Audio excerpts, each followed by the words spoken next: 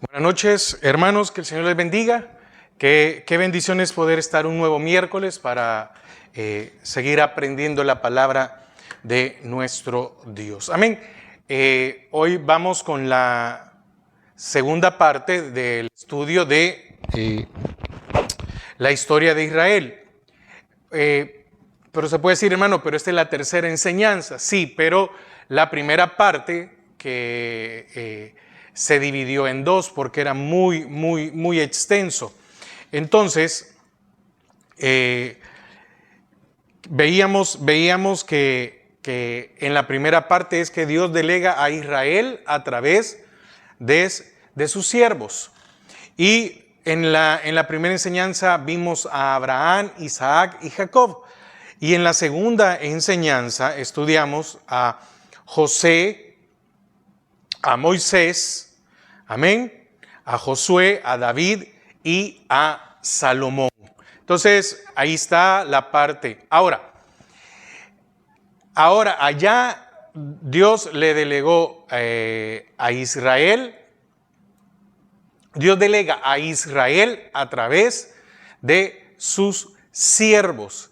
Y en esta segunda parte, Dios nos delega a nosotros. ¿Quién? La iglesia. Esa es la diferencia, ¿verdad? Mire, Romanos 9:25 dice, como también en Oseas dice, llamaré pueblo mío al que no era mi pueblo y a la no amada, amada. ¿De quién se está refiriendo? Del Israel espiritual, de la iglesia. Recuerde que hay una división entre reino e iglesia. Amén. Pero aquel es el Israel natural o terrenal y la iglesia es lo que llamamos el Israel espiritual o el Israel celestial. ¿Por qué razón?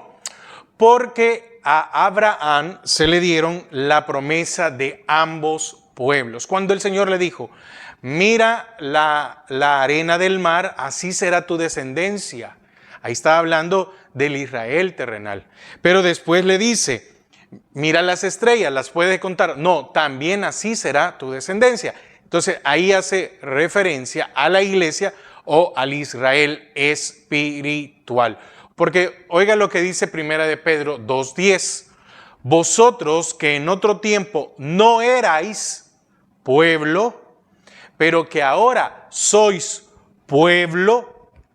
Entonces ahí está diciendo, vosotros que antes no eras Israel, porque está hablando del pueblo de Dios, ahora vosotros sois pueblo de Dios, que en otro tiempo no habíais alcanzado misericordia, pero ahora habéis alcanzado misericordia. Entonces, el Señor ahora nos delega a nosotros. ¿A quién? A la iglesia. Fíjese que lo que Israel esperó 800 años para que le delegaran todas estas bendiciones, nosotros lo recibimos en un instante a través de Cristo Jesús. Amén. Vamos a orar para comenzar. Padre, te damos gracias. Padre, queremos disponer nuestro corazón y nuestra mente para poder aprender de tu palabra. Atamos y sujetamos todo estorbo, todo aquello que se quiera levantar en contra de tu enseñanza. En el nombre de Jesús, amén y amén. Como le decía, Israel esperó 800 años para que le delegaran todas estas bendiciones. Pero nosotros las recibimos en un instante a través de Cristo Jesús. Cuando lo recibimos a Él y Él viene a nuestro corazón, cuando viene el Espíritu Santo a nuestra vida, recibimos todas estas bendiciones. ¿Cómo qué? Vamos a ver literal A, fe. ¿Qué bendiciones recibimos? Son varias y son una lista, pero vamos a tratar de desarrollarlas. Ahora, la primera que recibimos es fe. Amén. Segunda de Corintios 4:13. Oiga lo que recibimos. Estamos hablando de que cuando el Señor viene a nuestras vidas, recibimos vida de Él, pero también recibimos al Espíritu Santo. Ahí hay dos cosas que suceden en nuestras vidas.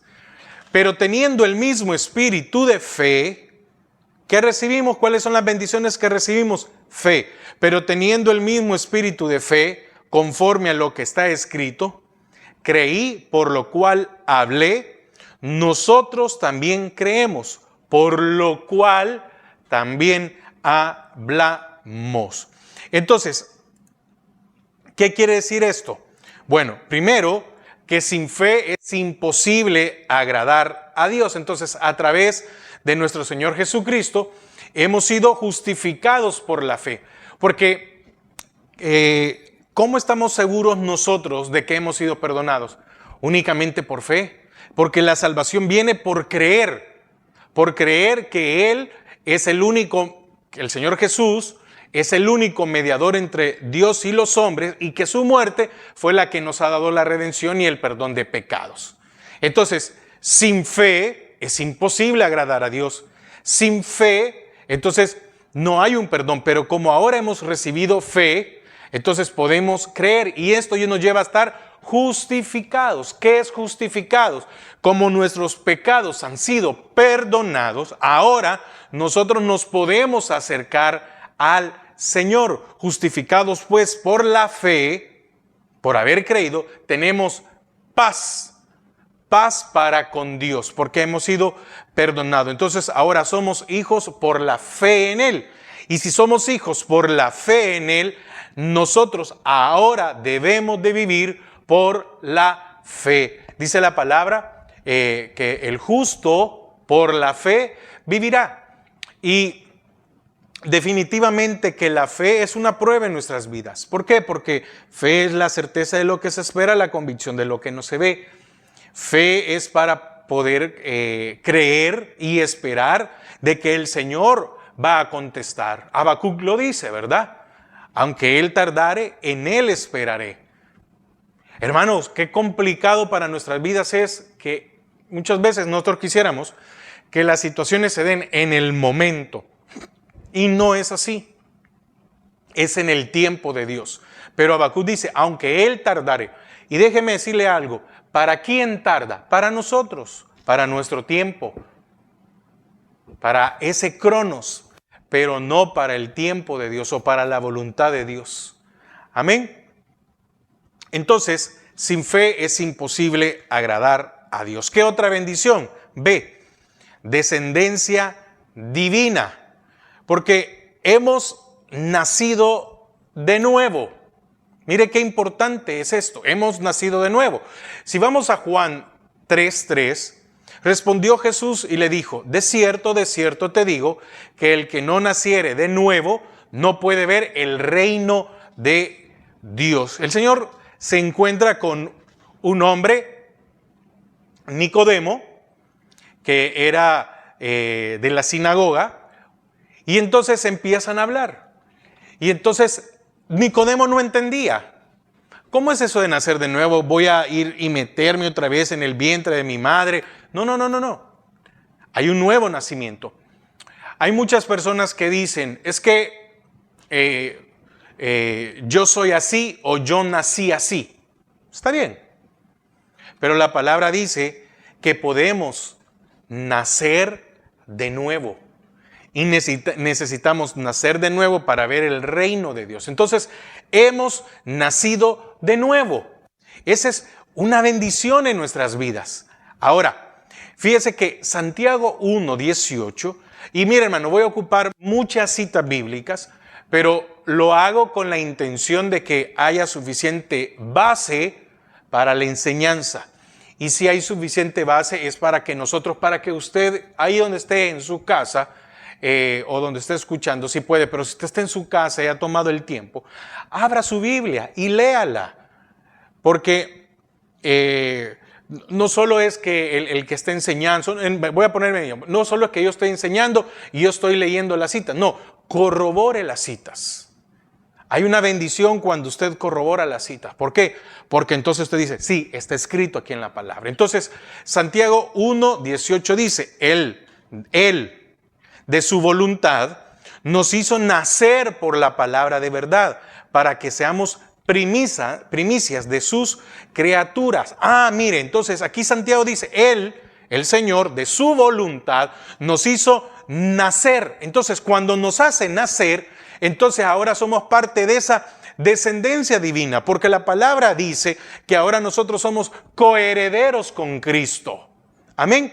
Entonces, esto nos hace participantes de su naturaleza divina. Sí, ahorita usted y yo no la tenemos, pero el día que seamos transformados, vamos a ser partícipes, semejantes, no iguales, semejantes.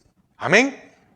De la naturaleza divina. Y dice 2 de Pedro 1:4, por medio de las cuales nos ha dado preciosas y grandísimas promesas, para que por ella llegaseis a ser participantes de la naturaleza divina, habiendo huido de la corrupción que hay en el mundo a causa de la concupiscencia. Amén. Entonces, el apóstol Pedro dice que hemos llegado a ser participantes, amén, de la naturaleza divina. Entonces, usted y yo ahora tenemos una descendencia divina. No tenemos, como iglesia, no tenemos nada que envidiar. Y no lo digo en una forma despectiva o una forma, no, sin orgullo, nada. Pero no tenemos nada que entonces que envidiar al Israel terrenal. ¿Por qué? Porque nosotros somos de otra naturaleza. Venimos de allá. Nosotros aquí solo estamos de paso. Nosotros somos extranjeros. Amén. ¿Qué más? Literal C. Nos sacó de Egipto. Fíjese que al sacarnos de Egipto, nos liberó del faraón. ¿Y eso qué quiere decir? Bueno, que como la palabra lo dice allá en Éxodo, faraón tenía subyugado, esclavo a Egipto. Ahora nosotros hemos sido como figura, ¿verdad? Liberados de Egipto, que es el mundo. Y entonces ya no estamos subyugados, ya no somos esclavos, sino que ahora somos libres.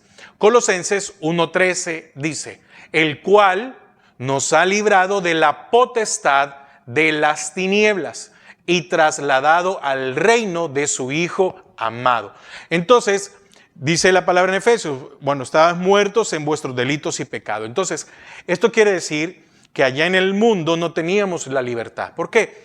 Porque el pecado es el que nos dominaba, creyendo de que éramos nosotros, que teníamos un libre albedrío y que pecábamos cuando queríamos y cuando no queríamos no pecábamos. No, estábamos bajo la influencia del pecado. ¿Por qué?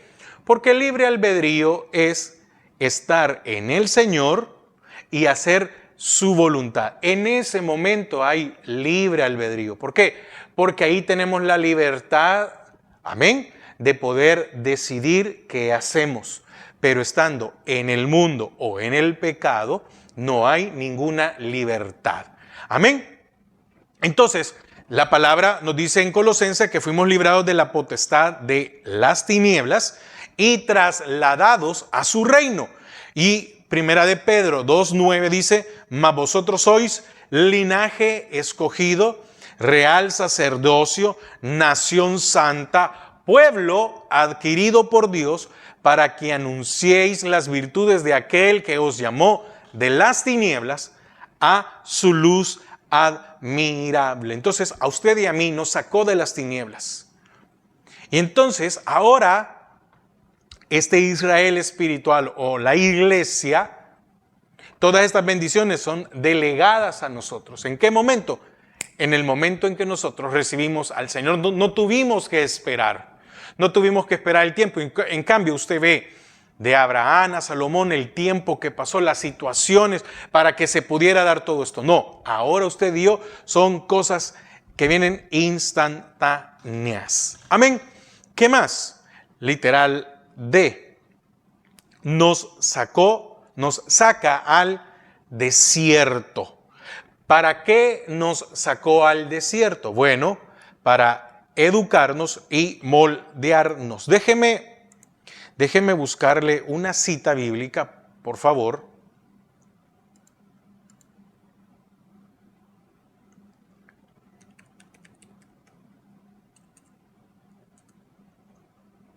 Déjeme buscar una cita.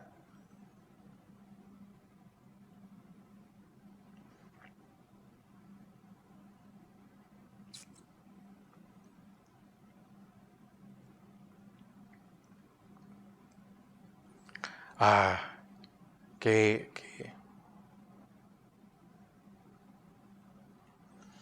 yo creo que está en Deuteronomio, la cita que le quiero leer.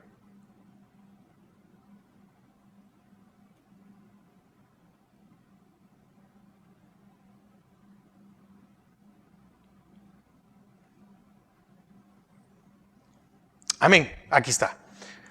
Oiga, Deuteronomio 8:2 dice: y te acordarás de todo el camino por donde te ha traído Jehová tu Dios estos 40 años en el desierto. Ahora, ¿por qué el Señor los mantuvo 40 años? Aquí está bien claro: para afligirte, para probarte, para saber lo que había en tu corazón, si habías de guardar o no sus mandamientos. Entonces, ¿por qué nos saca al desierto? Es para educarnos y para moldearnos, para saber qué había en tu corazón, para ver si de verdad eras agradecido o para ver si en ti había amargura, tristeza, etcétera, y todo lo que hay en nuestras vidas. Amén. Entonces, se lo quiero volver a leer otra vez. Deuteronomio 8:2. Y te acordarás de todo el camino por donde te ha traído Jehová tu Dios estos 40 años en el desierto, para afligirte. Hermanos, muchas veces solo por medio de la aflicción podemos ser educados en la fe. Por medio de la aflicción podemos ser educados a que no podemos depender de nuestras capacidades o nuestras fuerzas. Por medio de la aflicción podemos ser educados a esperar en el Señor, porque, óigame, ¿qué había en el desierto? Nada, no había agua. Y entonces, esto llevó a educarlos y a moldearlos.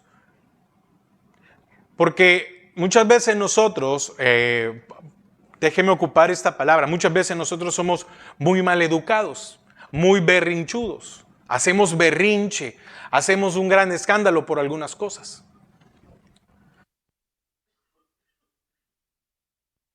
Entonces, viene el Señor y nos lleva a situaciones. Entonces, nos lleva a estas situaciones. ¿Para qué? ¿Para qué nos lleva a estas situaciones? Para educarnos, para moldearnos, para entender de que Él, en medio del desierto, abre caminos, da agua, da alimento.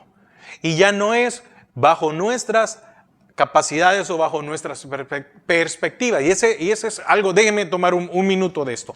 Muchas veces nosotros analizamos las cosas bajo nuestro conocimiento, bajo nuestra perspectiva, y no la de Dios. Y muchas veces nos damos con la piedra en los dientes, como dice el dicho, porque seguimos viendo las cosas bajo nuestra perspectiva, bajo lo que yo creo, no lo que la palabra del Señor dice. Entonces nos saca al desierto para educarnos y moldearnos. Y es bien interesante lo que pasó con Israel aquí, ¿verdad? Porque oiga lo que dice el 3, Deuteronomio 8:3, y te afligió y te hizo tener hambre. Sí, tuviste hambre, pero oiga lo que dice después: y te sustentó con maná, comida que no conocías tú, ni tus padres la habían conocido, para hacerte saber que no solo de pan vivirá el hombre, mas de todo lo que sale de la boca de Jehová vivirá el hombre. Oiga el 4, tu vestido nunca se envejeció sobre ti, ni el pie se te ha hinchado en estos 40 años. Tu vestido nunca se envejeció y tu pie, es decir, tu calzado no se hinchó, pero fueron creciendo. Hermanos, lo increíble es que muchos de ellos no se dieron cuenta de que fueron creciendo y sus vestiduras también. Porque ¿de dónde sacaban calzado nuevo? ¿De dónde sacaban ropa nueva? No todos tenían. Lo que está diciendo el Señor es que no les faltó, pues. A eso es lo que me refiero. Y muchas veces el Señor nos saca al desierto para que aprendamos que en el desierto no hay nada, pero teniéndolo a Él, lo tenemos todo. Literal, nos regenera. La regeneración es el proceso, en el proceso que revertido, en la cual había un proceso sobre nosotros, a la muerte y la condenación, a la destrucción. Entonces la regeneración no solo detuvo ese proceso, lo empieza a revertir. Entonces hay una regeneración en nuestras vidas. Oiga, Tito 3, del 5 al 6, y déjeme...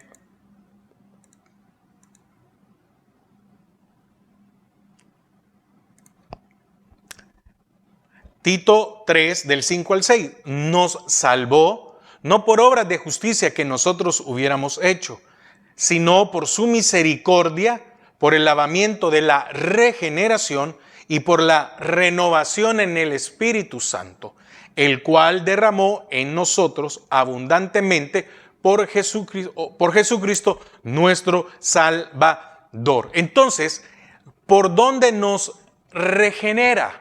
Nos regenera a través de la consagración. Consagrarnos es ser apartados del mundo, ser apartado de los deseos. Entonces, cuando se iba a consagrar algo era apartado de. Entonces nosotros debemos ser apartados del mundo y sus deseos, pero también consagrarnos, hermanos, consagrarnos es también dominar los deseos de nuestra carne. Y entonces ahí es donde se da el proceso de ese cambio en nuestras vidas. Romanos 12 del 1 al 3, dice: así que, hermanos, os ruego por las misericordias de Dios que presentéis vuestros cuerpos en sacrificio vivo, santo, agradable a Dios, que es vuestro culto racional. No os conforméis a este siglo, sino transformados por medio de la renovación de vuestro entendimiento. Mire, ¿qué quiere decir aquí? Que necesitamos renovar, necesitamos regenerar nuestro entendimiento. Como decía hace un momento, muchos seguimos viendo la Biblia según nuestro razonamiento humano. No, es según la transformación, porque dice que se nos ha puesto la mente de Cristo. Entonces, oiga lo que dice a continuación del versículo 2, la parte B: para que comprobéis cuál sea la buena voluntad de Dios, que es agradable y perfecta. 3. Digo pues, por la gracia que me es dada, a cada cual que está entre vosotros, que no tenga más alto concepto de sí que el que debe tener, sino que piense de sí con cordura, conforme a la medida de fe que Dios repartió a cada uno. Entonces, la transformación, la renovación, la consagración, la regeneración en nuestras vidas nos lleva ¿a qué? A pensar según la mente de Cristo. Y esto nos va a llevar a comprobar cuál es la buena voluntad. Y el Señor aquí, por medio del apóstol Pablo, está diciendo que la buena voluntad es agradable y perfecta. Y en el versículo 3 nos dice de que cuando nosotros llegamos a este punto, entendemos de que no somos superiores a los demás. El Señor, siendo el Señor, vino a servir, no a ser servido. Y usted lo ha escuchado muchas veces y yo sí, pero es de entender esto, que quede muy claro: vino a servir. Entonces, hay una grandeza, hay una bendición muy grande, digo una grandeza, es decir, una bendición muy grande cuando usted y yo servimos a los demás. Y no lo hacemos por vanagloria, no lo hacemos por buscar algún mérito, alguna buena palabra, porque quedar ante los mejores, que quedar como los mejores, porque el Señor todo lo escudriña. Entonces, este es el proceso, la regeneración en nuestras vidas. ¿Y cómo nos regenera? Bueno, a través de la consagración. Por eso la consagración es muy importante. Literal F, nos cambia de nombre. Y esto es que nos dará un nombre nuevo, una identidad diferente nueva. Mire, aquí tenemos un nombre.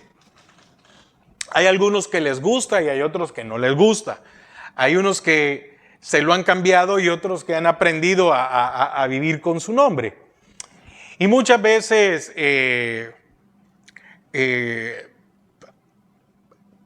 tal vez viene porque nos pusieron el nombre por tal vez algún familiar, ¿verdad? En algunos casos hay algunos que les pusieron el nombre por alguna figura pública. Hay algunos que les pusieron el nombre por un artista o por un jugador. Y muchas veces cuando uno entiende, ¿verdad? Eso, ¿cuál es la razón? Qué difícil. Hay un ejemplo. Jacob. Mire, le pusieron engañador o suplantador. ¿Y cuándo le pusieron el nombre? ¿Cuando era grande? No, recién nacido. A su hermanito le pusieron hermoso, robusto, rojizo, ¿verdad? Rojizo, que era hermoso, que era... Y de ahí nace Jacob y Jacob, porque venía agarrado del calcañar de su hermano. Entonces por eso le pusieron. ¿Qué hizo el Señor? ¿Qué había hecho Jacob durante mucho tiempo? Hacer las cosas según su manera. Hacer las cosas según su capacidad. Hacer las cosas según su razonamiento. Hacer las cosas de un montón de maneras que no eran las correctas. Entonces, el Señor lo tiene que descoyuntar. Porque llegó el momento en que Jacob dijo, bueno, es cierto, he hecho las cosas como yo he querido y todo me ha salido mal. Y entonces cuando Jacob entiende de que no puede hacer ya más, porque todas las cosas que ha hecho le han ido afectando, ha tenido problema en esto, y dice, bueno Señor, entonces está bien, voy a hacer lo que tú digas. En ese momento, ¿qué hizo el Señor? Le cambió un nombre. Y dice Apocalipsis 2:17, el que tiene oído, oiga lo que el Espíritu dice a las iglesias. Al que venciere, daré a comer del maná escondido. Y le daré una piedrecita blanca y en la piedrecita escrito un nombre nuevo, el cual ninguno conoce, sino aquel que lo recibe. ¿Cuál es la promesa? Que nos dará un nombre nuevo, una identidad nueva, una identidad diferente. ¿Por qué? Porque cuántas veces usted no se ha dicho, como uno lo dice, Eduardo, ¿y por qué haces esto? Eduardo, ¿y por qué te comportas así? Eduardo, ¿y por qué dijiste eso? Y Eduardo, ¿por qué piensas así? Pero va a llegar un momento en que nos cambiará el nombre. Y al cambiarnos el nombre, cambiará nuestra identidad. Amén. Literal G. Somos hijos de la promesa. Y al hacernos hijos, somos herederos o coherederos con Cristo de las promesas. Gálatas 4:28. Así que, hermanos, nosotros como Isaac somos hijos de la promesa. Mire, así que, hermanos, nosotros como Isaac, ¿quién está hablando, hermanos? La iglesia. Somos hijos de la promesa. No de la terrena, sino de la celestial. Y segunda de Pedro 1:4 dice, por medio de las cuales nos ha dado preciosas y grandísimas promesas, para que por ellas llegaseis a ser participantes, ya lo vimos, ¿verdad?, de la naturaleza divina. Amén. Entonces nos ha dado grandísimas promesas, habiendo huido de la corrupción que hay en el mundo a causa de la concupiscencia. Entonces, somos hijos de la promesa. Y si somos hijos, somos herederos, somos aquí herederos de la promesa. Amén. ¿Qué más? Somos extranjeros. Y como somos extranjeros, hay un llamado de parte del Señor a nuestras vidas a abstenernos de todas las contaminaciones de este mundo. Porque estamos en el mundo, pero no debemos vivir como vive el mundo. Estamos en el mundo y no debemos de comportarnos como se comporta el mundo. No vamos a llegar al extremo de decir, entonces no, hermano, no ocupemos tecnología porque la ocupa el mundo. No, ¿para qué la ocupa el mundo? Nosotros ocupémosla para proclamar el evangelio de Dios. Amén. Dice Primera de Pedro 2:11, amados, yo os ruego como a extranjeros y peregrinos que os abstengáis de los deseos carnales que batallan contra el alma. Entonces hay un llamado a abstenernos de todas las contaminaciones de este mundo. Amén. Literal y.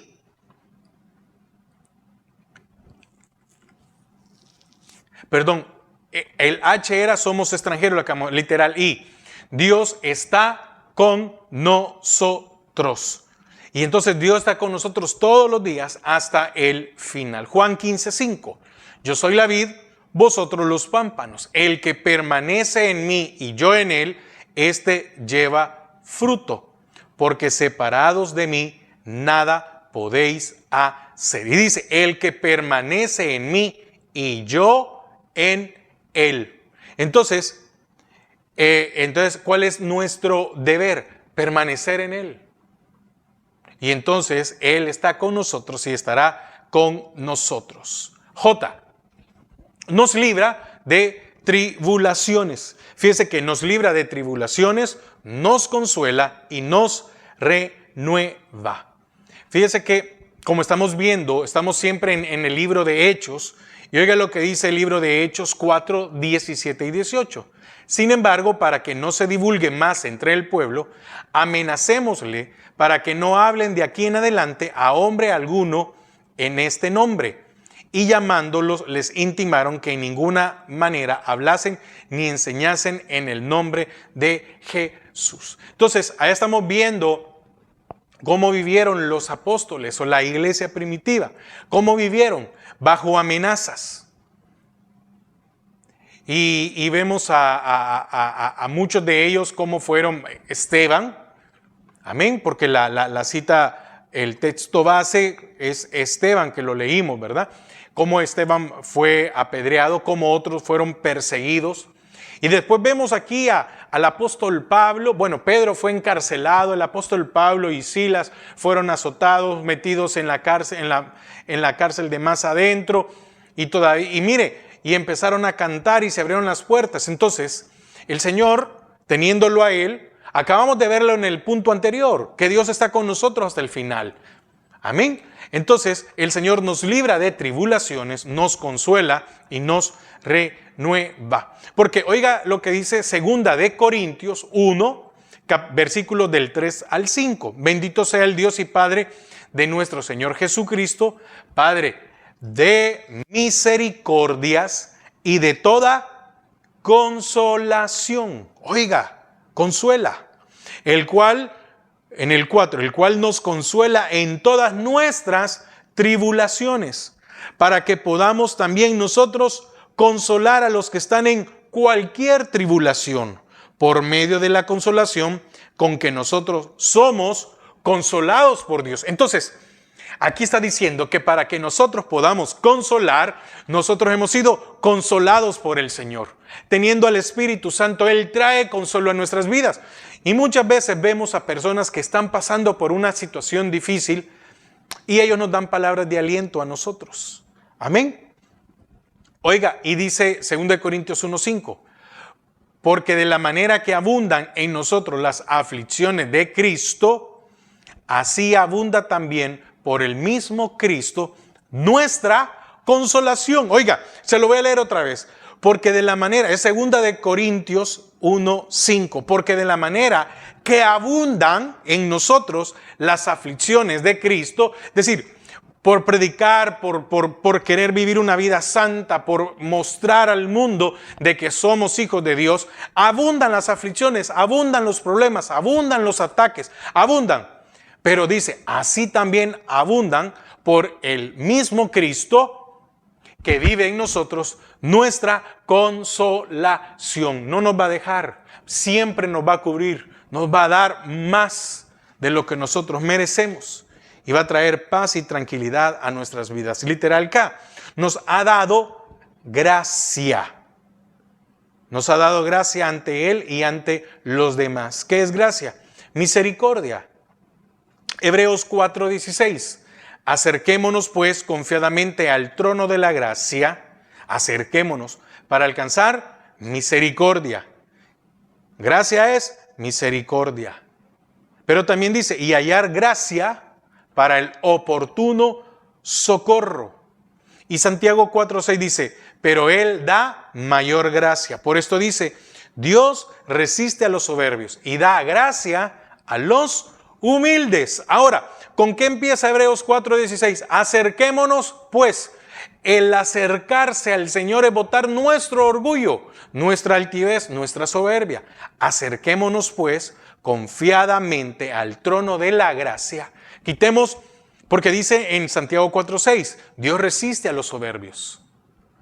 Pero al que es humilde, al que se despoja y dice, Señor, necesito de ti, entonces da gracia. También, aparte que nos da gracia, literal L, nos da sabiduría. ¿Y qué es sabiduría? Entendimiento y revelación. Eso es sabiduría. Santiago 3:17 y 18. Pero la sabiduría que es de lo alto es primeramente pura, después pacífica, amable, benigna, llena de misericordia y de buenos frutos, sin incertidumbre ni hipocresía. Y el fruto de justicia se siembra en paz para aquellos que hacen la paz. Hermanos, si unimos el punto anterior de la gracia, ¿qué necesitamos para recibir gracia? Humildad. Sin la humildad no podemos recibir sabiduría. Porque dice, pero la sabiduría que es de lo alto es primeramente pura. Y en el orgullo no hay pureza. Después, pacífica. El orgullo no es pacífica. Amable. El orgullo no es amable. Benigna. El orgullo no es benigna. Llena de misericordia. El orgullo no tiene misericordia. Y de buenos frutos. El orgullo no tiene frutos. Pero sí tiene lo que dice, incertidumbre, hipocresía. Amén. Literal M, nos ha dado autoridad. ¿Para qué nos ha dado autoridad? Para ejercer el ministerio que el Señor nos ha dado, para ejercer nuestro ministerio. Dice Marcos 16, del 15 al 18. Y les dijo, id por todo el mundo y predicad el evangelio a toda criatura. Id por todo el mundo, les dio autoridad. Y predicad el evangelio a toda criatura. Amén. El que creyere y fuere bautizado será salvo, mas el que no creyere será condenado. Y estas señales seguirán a los que creen. Autoridad, en mi nombre echarán fuera demonios, hablarán nuevas lenguas. Oiga, autoridad. Tomarán en las manos serpientes, y si bebieren cosa mortífera, no les hará daño. Sobre los enfermos pondrán sus manos y sanarán. Pero mire, aquí hay algo muy importante. El punto anterior, ¿cuál fue? El punto anterior, ¿cuál fue? Sabiduría. Entonces, aunque dice aquí, tomarán en Marcos 16, 18, tomarán en las manos serpientes, la sabiduría me hace sabio. Y la sabiduría o el ser sabio es prudencia. No por eso voy a ir a agarrar cualquier serpiente y agarrar la verdad. Y porque es que me ha dado autoridad. No, ese es imprudencia. Ese es imprudencia. Porque a Pablo, cuando fue picado, él no fue a agarrarla, sino que del fuego salió y lo picó. Y todos estaban esperando, ¿verdad?, que muriera. Y no le pasó nada. Entonces también, hermanos, hay prudencia, necesitamos prudencia. En esto de nos ha dado autoridad, es prudencia. Alguien está enfermo o algo muy contagioso. Bueno, hermanos, prudente es ocupar mascarilla. Esa es una prudencia. Prudencia es tener cuidado. Es decir, eso es ser sabios. Amén. Y también, Oiga, nos ha dado autoridad. Y quiero leer lo que dice Tito, del Tito 2. Yo tenía solo, pero quiero alargarme un poco más. En la lectura, y espero que ahí quede. ¿Por qué? Porque dice que nos ha dado autoridad. Tito 2, del 1 al 10. Pero tú habla lo que está de acuerdo con la sana doctrina. La sana doctrina es hablar lo que la palabra dice, sin aumentarle ni quitarle. Punto. Hablar lo que el Señor quiere. Oiga, nos ha dado autoridad, porque oiga lo que empieza a decir, que los ancianos sean sobrios, serios, prudentes, sanos en la fe, en el amor, en la presencia. Las ancianas, asimismo, sean reverentes en su porte, no calumniadoras, no esclavas del vino, maestras del bien, que enseñan a las mujeres jóvenes a amar a sus maridos y a sus hijos, a ser prudentes, castas, cuidadosas de su casa, buenas, sujetas a sus maridos, para que la palabra de Dios no sea blasfemada. 6. Exhorta a sí mismo a los jóvenes que sean prudentes. Mire, nos ha dado autoridad para ejercer nuestro ministerio. ¿Y esto qué es? Para poder predicar la palabra y poder confrontar a todos, porque también la palabra nos confronta a no todo. Dice que a los jóvenes sean prudentes. Y en el 7, oiga lo que dice, presentándote tú en todo, oiga, en todo lo demás como ejemplo de buenas obras, en la enseñanza, mostrando integridad y seriedad. Entonces, para tener autoridad, yo tengo que ser un ejemplo. 8. Palabra sana e irreprochable, de modo que el adversario se avergüence y no tenga nada malo que decir de vosotros. Exhorta a los siervos a que se sujeten a sus amos, que agraden en todo, que no sean respondones, no defraudando, sino mostrándose fieles en todo, para que en todo adornen la doctrina de nuestro Señor. Literal N. Nos introduce a Canaán. Nos conduce a la vida abundante, porque dice Juan 10:10, el ladrón no viene sino para hurtar y matar y destruir.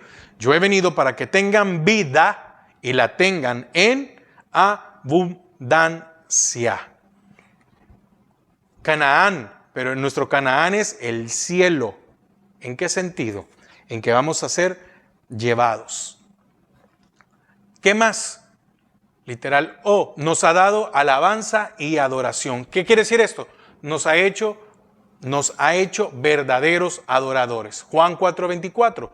Dios es espíritu y los que le adoran en espíritu y en verdad es necesario que adoren. Y por último, literal P, nos ha constituido su templo. Entonces, ¿qué quiere decir? Que usted y yo ahora somos una casa espiritual y sacerdocio santo para ofrecer sacrificios espirituales aceptables a Dios por medio de Jesucristo.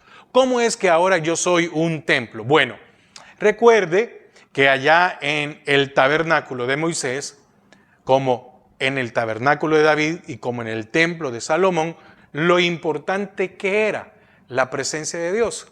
Y estaba un arca que representaba la presencia de Dios porque Dios ahí estaba.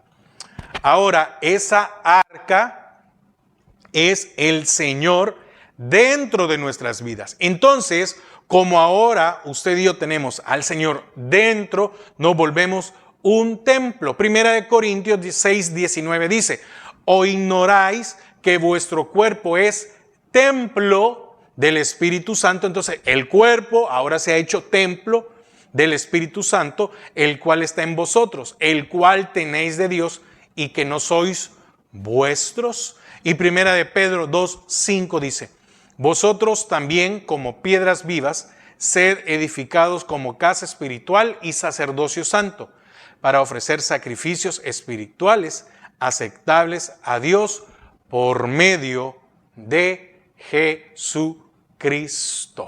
Entonces, mire todas estas bendiciones que hemos visto. No tuvimos que esperar más de 800 años, o 800 años aproximadamente. Amén. Sino que se recibe todo esto cuando el Señor viene a nuestras vidas. Entonces quiero concluir. La historia de Israel se identifica con la historia de la iglesia. Amén. Israel en 800 años recibió el legado de cada uno de los siervos que Dios colocó al frente de ellos. El Señor ocupó 8 siervos, bueno, 8 es lo que nosotros estudiamos, 8 siervos, pero que el Señor ocupó al frente de ellos. Pero en Cristo Jesús, en un solo instante, por su sacrificio en la cruz, nos ha delegado todas estas bendiciones. Amén. Así que, gracias a nuestro Dios, ¿verdad?, por tener esa misericordia en nuestras vidas. Padre, te damos gracias por habernos permitido, Señor, aprender de tu palabra. Gracias por los medios, gracias por el tiempo, gracias por los recursos, para que, Señor, cada miércoles podamos tener una enseñanza de doctrina básica. En el nombre de Jesús. Amén y amén. Hermanos, que el Señor les bendiga y pasen una feliz noche.